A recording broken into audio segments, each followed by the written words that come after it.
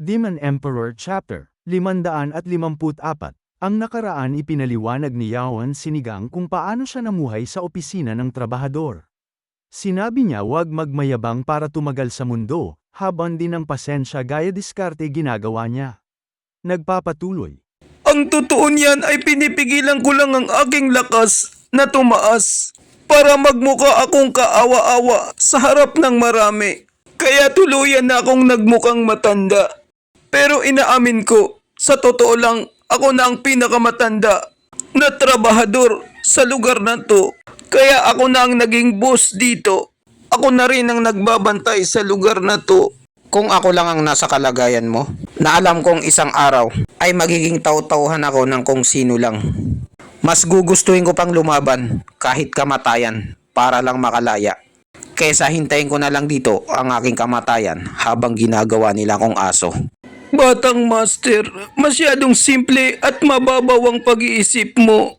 Ang mga mag-aaral na naging trabahador ay puro mahihina at hindi rin nila alam paano buksan ang harang ng sekto. Paano sila makakaalis at makakatakas. At saka, hindi naman sa pinagmamalupitan sila dito.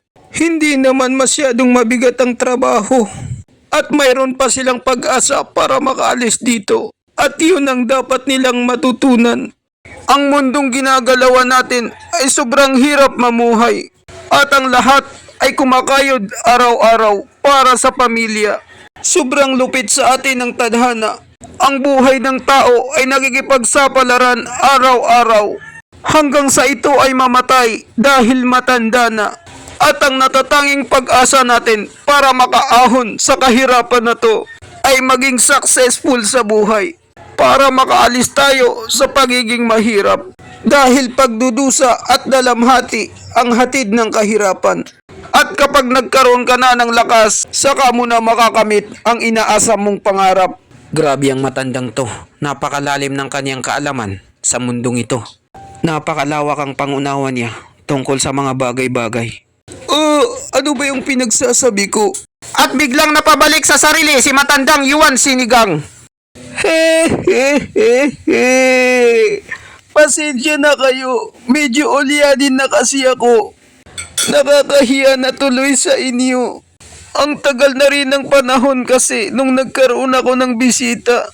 Pwede ko bang malaman ang mga pangalan nyo? Hindi ko kasi alam eh. At ano ang sadya nyo rito? Ganun pala. O sige, magpapakilala na kami sa'yo.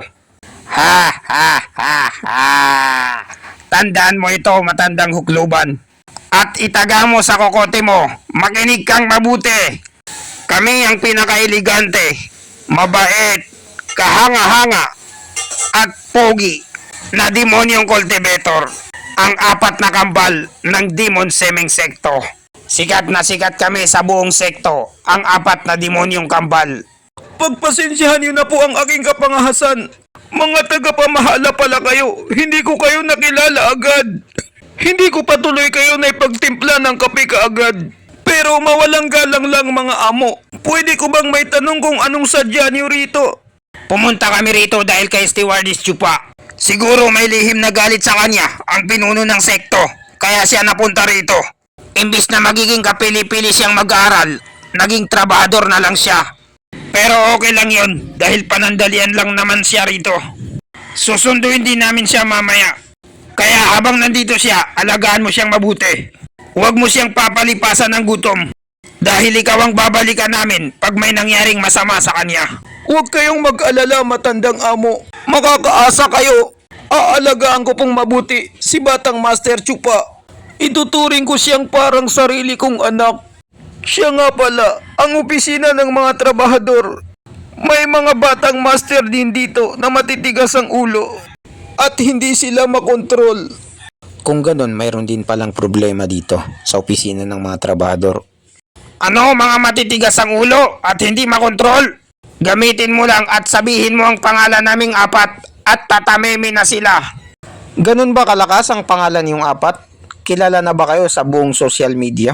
Na kayang patigilin na kahit sino? Gamit ang pangalan nyo lang?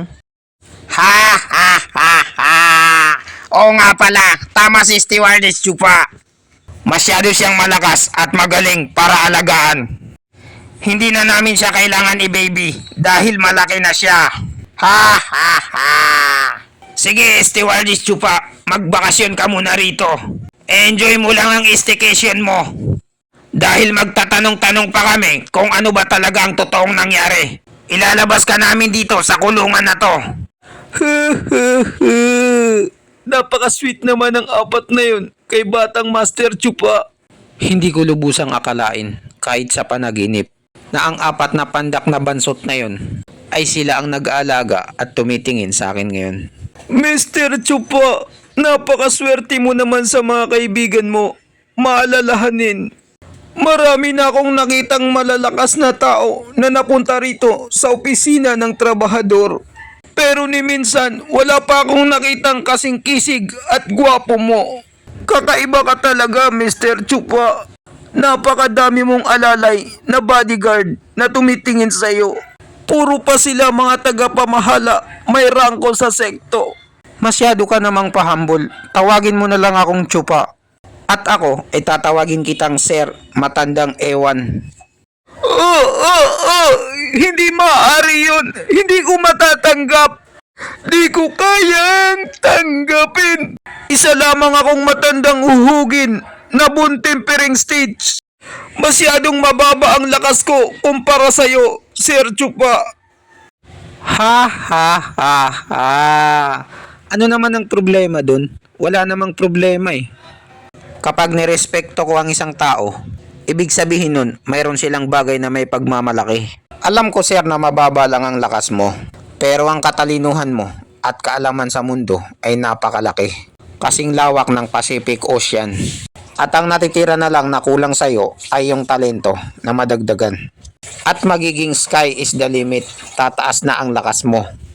At sinimulan ng kapain ni Chupa ang kanyang bulsa na katulad kay Doraemon. Ito nga pala ang ipinagmamalaki ng clan namin. Heaven reaching feel, I feel the heaven. Pinapalakas nito ang katawan mo na parang robust at mapapadali na lang sa'yo ang pagpapalakas gamit ito. Tara na at maghawak kamay, sabay natin tuparin ang ating mga pangarap. Patungo sa lakas na ating inaasam.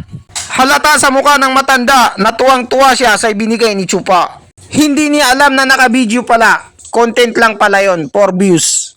Wow! 10 gradong gamot! Salamat! Matandang Ewan, kakaiba ka rin ah. Talagang napakatalino mo. Bilang isang buntempering stage, alam mo ang grado ng gamot na yan. Sa tagal ko nang nagtatrabaho bilang trabahador, nagkataon na naging katulong ako ng isang doktor. At nasaksihan ko paano niya ginawa ang 10 gradong gamot. Hindi ko lubusang akalain na makikita ko ulit ito sa buong buhay ko. Pag sinuswerte ka nga naman.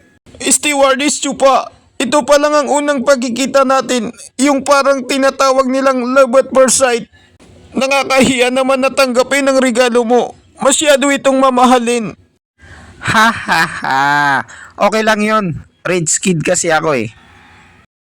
At saka marami pa akong ganyan sa bulsa ko. Hindi ako maubusan.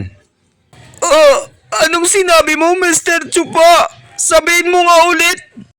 Ang ibig mong sabihin na isa kang mayaman. Marami kang 10 gradong gamot. Ba't pumunta ka pa rito sa Demon Seeming Sekto? Wala akong magagawa. Kailangan eh. Obligado akong pumunta. Siya nga pala Matandang Ewan.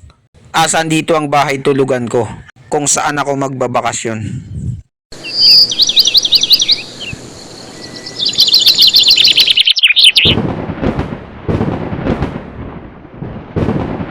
Sa isang magandang gubat na parang paraiso, may mga nagpapagaling dito na mga chicks. Mga membro ata sila ng tinatawag na Beanie Bloom. Matandang Su, ano na ang lagay ni Senior Sister Rohoa? Magaling na ba siya? Bakit wala pa rin nagbabago? Ang tagal na nilang ginagawa yan ah. Ipaalam na kaya natin to kay Papa o kaya ang mga venerable. Batang Master, itong 4 na to ay ginagamot na nila si Rohoa. Gamit ang 4 na elemento na pinagsama-sama sa isang ari. Hinahawakan nila ang bakal, kahoy, tubig at apoy. At ikokonekta nila ito sa lupa. at makukumpleto na ang kanilang ginagawa. Malakas ang epekto nito at makakatulong sa kondisyon ni Rohoa. At bigla na lang siyang gagaling na wala sa oras. Hindi na natin kailangan istorbohin ang pinuno ng sekto at ang mga venerables dahil lang sa walang kwentang bagay na tulad nito. Nag-apoy na ang katawan ni Rohoa. Maraming salamat sa inyo, mga batang sister. Iniligtas niyo ang buhay ko. Ano ka ba, senior sister? Wala lang sa amin yun. Senior Sister Rohua, okay ka lang ba? Ha ha ha! Oo naman, makulit ka talagang bata ka ha? Senior sister, mukhang magaling ka na sa malubhang sakit mo. Kaya aalis na ako. Babalik na ako sa pag-insayo ko. OMG, si Qin Cheng. Ang ex-jowa ni Chupa, lalo pa siyang gumanda. At dito nagtatapos ang chapter 554. Maraming salamat po sa panunood nyo. Mag-subscribe para laging updated sa buhay ni Chupa.